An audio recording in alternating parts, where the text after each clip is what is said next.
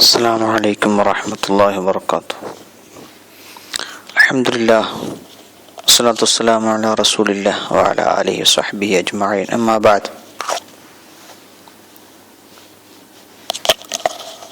പ്രിയമുള്ള SKSSF WhatsApp media group സഹോദരങ്ങളെ,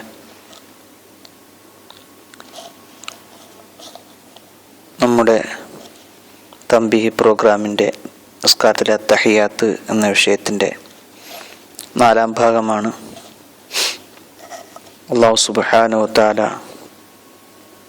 അവൻ്റെ പരിശുദ്ധ ദീനുൽ ഇസ്ലാമിനെക്കുറിച്ച്, മതവിധികളെക്കുറിച്ച്, ഇബാദത്തുകളുടെ മസായിലുകളെക്കുറിച്ച് പഠിക്കാൻ നമുക്കെല്ലാവർക്കും തൗഫീഖ് ചെയ്യുമാറാവട്ടെ. നിസ്കാരത്തിൻ്റെ അത്തഹിയാത്തിനെ കുറിച്ച്, അതിൻ്റെ മുഖ്യ ഘടകങ്ങളെക്കുറിച്ചൊക്കെ പറഞ്ഞിട്ടുണ്ട്. കഴിഞ്ഞ ക്ലാസ്സുകളിൽ അർത്ഥസഹിതം പറഞ്ഞു. ഇനി ആദ്യ അത്തഹിയാത്തുമായി ബന്ധപ്പെട്ട കാര്യം ഇനിയും പറയാനുണ്ട്. അത്തഹിയാത്തിൽ ഇരിക്കേണ്ട രൂപങ്ങൾ മറ്റും അത് ഇൻഷാ അല്ലാഹ് പിന്നീട് പറയാം. കാരണം ഇനി അതിൻ്റെ ശേഷവും വരുന്ന 1-2 ഫർളുകൾ, 2-3 ഫർളുകൾ, 2 ഫർളുകൾ 3 ഫർളുകൾ ഇനി പറയാൻ പോകുന്ന വിഷയവുമായി ബന്ധമുള്ളത് കൊണ്ട് അതൊക്കെ പറഞ്ഞതിന് ശേഷം എങ്ങനെ ഇരിക്കാം എന്നതിനെക്കുറിച്ച് പറയാം ഇൻഷാ അല്ലാഹ്. എന്നാൽ അത്തഹിയാത്തുൽ മുബാറകാത്തു സ്വലവാത്തു എന്ന് തുടങ്ങിയത് മുതൽ വഅശ്ഹദു അന്ന മുഹമ്മദർ റസൂലുള്ളാഹ് എന്നത് വരെയുള്ള ആ കലിമത്തുകളാണ് പിന്നെ അത്തഹിയാത്ത് എന്നറിയപ്പെടുന്നത്. ഇത് നിസ്കാരത്തിൻ്റെ 10ാമത്തെ ഫർളാണ്. ഇനി നിസ്കാരത്തിൻ്റെ 11ാമത്തെ ഫർളാണ് നബി സല്ലല്ലാഹു അലൈഹി വസല്ലമ തങ്ങളുടെ മേൽ സ്വലാത്ത് ചൊല്ലുക എന്നുള്ളത്. അല്ലാഹുവിൻ്റെ റസൂൽ സല്ലല്ലാഹു അലൈഹി വസല്ലമ തങ്ങളുടെ മേൽ സ്വലാത്ത് ചൊല്ലുക,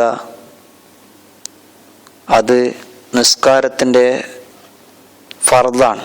ഫർദ് എന്ന് വെച്ചാൽ നമുക്കറിയാമല്ലോ, അതൊഴിവാക്കിയാൽ നിസ്കാരം ബാത്തിലായി പോകും. നിസ്കാരം എന്ന് പറയുന്നത് അള്ളാഹുമായുള്ള മുനാജാത്താണ്, സംഭാഷണമാണ്. അള്ളാഹുവിനെ നേരിട്ട് നബി സല്ലല്ലാഹു അലൈഹി വസല്ലമ കണ്ട് സംസാരിച്ചു. അതിൻ്റെ ഒരു ചെറിയ പ്രതീതി ഉമ്മത്തിൻ്റെ മേലും ഉണ്ടാകാൻ വേണ്ടി ഉള്ള ഒരു അവസരമാണ് സത്യത്തിൽ 5 നേരത്തെ ദിവസേനയുള്ള നിസ്കാരം. ആ നിസ്കാരത്തിൽ രാജാവായ റബ്ബിനോട് നാം സംഭാഷണം നടത്തുകയാണ്.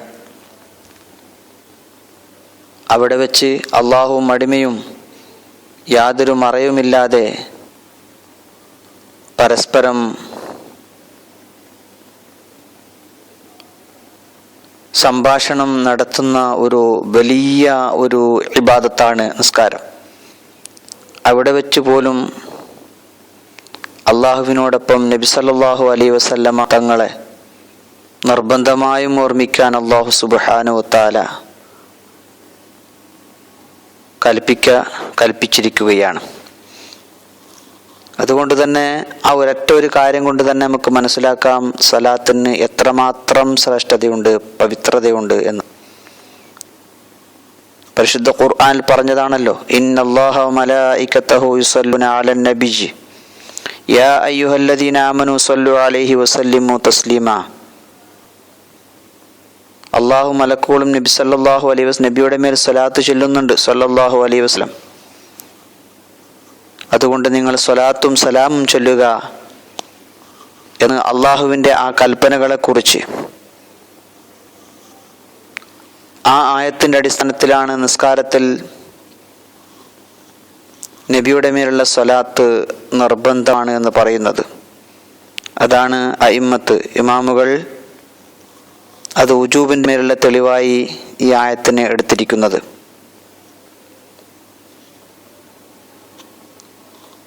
അവിടെ പല അഭിപ്രായങ്ങളും പല വ്യത്യാസങ്ങളും പല ചർച്ചകളൊക്കെ നടന്നിട്ടുണ്ട്. നിസ്കാരത്തിൽ മാത്രമാണോ, നിസ്കാരത്തിൻ്റെ പുറത്തും നബിയുടെ മേൽ സ്വലാത്ത് ചൊല്ലൽ നിർബന്ധമുണ്ടോ ഇല്ലയോ എന്നതിനെ കുറിച്ചൊക്കെ അത് മറ്റൊരു വിഷയമാണ്. അതുകൊണ്ട് തന്നെ നബിയുടെ മേൽ സ്വലാത്ത് ചൊല്ലൽ നിർബന്ധമാണ്. ഒരു ഹദീസിൽ കാണാം, അമറന അല്ലാഹു അൻ നുസല്ലി അലൈക ഫകൈഫ നുസല്ലി അലൈക ഇദാ സല്ലൈന അലൈക ഫീ സ്വലാത്തിന ഫഖാല ഖൂലു അല്ലാഹുമ്മ സ്വല്ലി അലാ മുഹമ്മദിൻ വ ആലിഹി.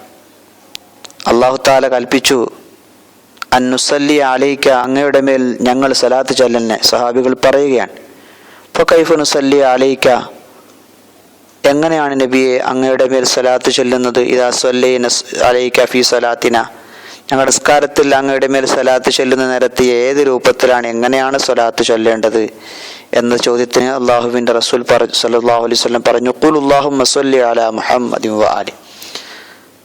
അല്ലാഹുമ്മ സ്വല്ലി അലാ മുഹമ്മദിൻ വ ആലി എന്ന് പറയാൻ വേണ്ടിയിട്ട് അവിടെ ഒരു ഹദീസിൽ കാണാം. ഇത് ചുരുങ്ങിയ ഒരു സ്വലാത്താണ്, അല്ലാഹുമ്മ സ്വല്ലി അലാ മുഹമ്മദ്.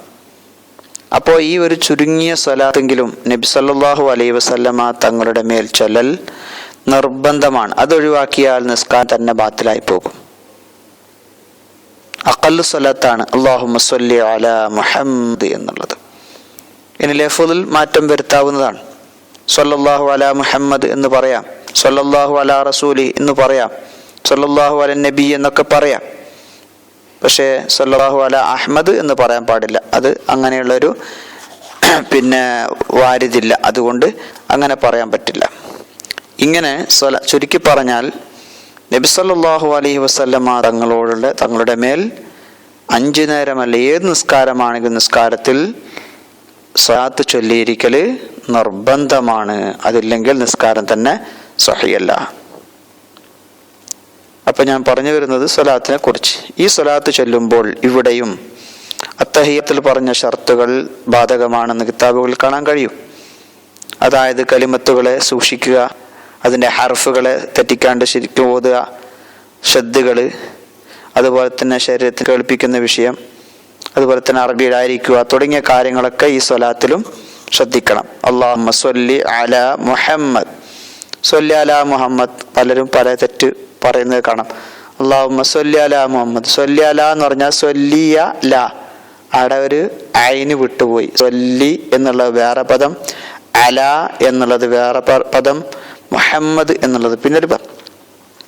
അപ്പൊ അല്ലാഹുമ്മ സ്വല്ലി അലാ മുഹമ്മദ്, ഇത് ചുരുങ്ങിയ രൂപമാണ് ഞാൻ പറയുന്നത് എന്ന് പറയാം. അപ്പൊ അതോടുകൂടി നിസ്കാരത്തിന്റെ സ്വലാത്ത് എന്നുള്ള ഘടകം നിർബന്ധമായി പറയേണ്ട കാര്യം അത് കഴിഞ്ഞു. പിന്നീട് ശ്രദ്ധിക്കേണ്ടത് പിന്നെ പറയാം. അപ്പോ ഇങ്ങനെ വളരെ അതിൻ്റെ പദങ്ങള് അക്ഷരങ്ങളൊക്കെ വളരെയധികം ശ്രദ്ധിച്ചാണ് നാം ചൊല്ലേണ്ടത്. ഇനി വആലിഹി എന്ന് നബിന്റെ കുടുംബത്തിന്റെ മേൽ സ്വലാത്ത് ചൊല്ലൽ സുന്നത്തുണ്ടോ, നിർബന്ധമാണോ? എന്നാൽ അത് നിർബന്ധമില്ല എന്നാണ് പ്രബലമായ അഭിപ്രായം.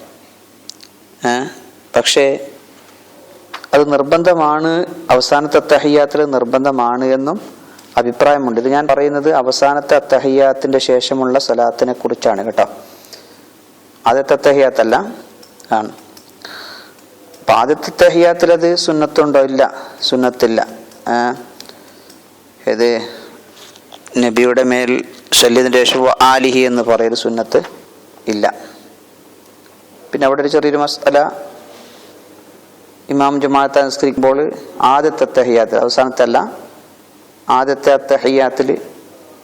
അത്തഹിയ്യാത്ത് ഇമാമിനേക്കാൾ മുമ്പ് മാമൂമിന് ഓതി കഴിഞ്ഞു, ഇമാമിന് ഓതി കഴിഞ്ഞിട്ടില്ല എങ്കിൽ അവിടെ ആലിൻ്റെ മേൽ സ്വലാത്ത് ചൊല്ലാം. അതിൻ്റെ ശേഷമുള്ള തവാബിയ, മറ്റ് ഇബ്രാഹിമിയ സ്വലാത്താണെങ്കിൽ അത് ഇതൊക്കെ ചൊല്ലുന്നതുകൊണ്ട് ബുദ്ധിമുട്ടില്ല.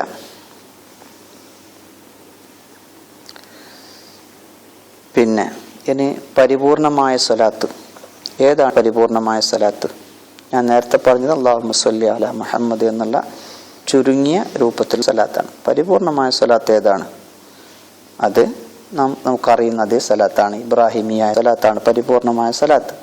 അല്ലാഹുമ്മ സ്വല്ലി അലാ മുഹമ്മദിൻ വഅലാ ആലി മുഹമ്മദ് കമാ സ്വല്ലൈത അലാ ഇബ്രാഹിം വഅലാ ആലി ഇബ്രാഹിം വബാരിക് അലാ മുഹമ്മദിൻ വഅലാ ആലി മുഹമ്മദ് കമാ ബാറക്ത അലാ ഇബ്രാഹിം വഅലാ ആലി ഇബ്രാഹിം ഫിൽ ആലമീന ഇന്നക ഹമീദും മജീദ്.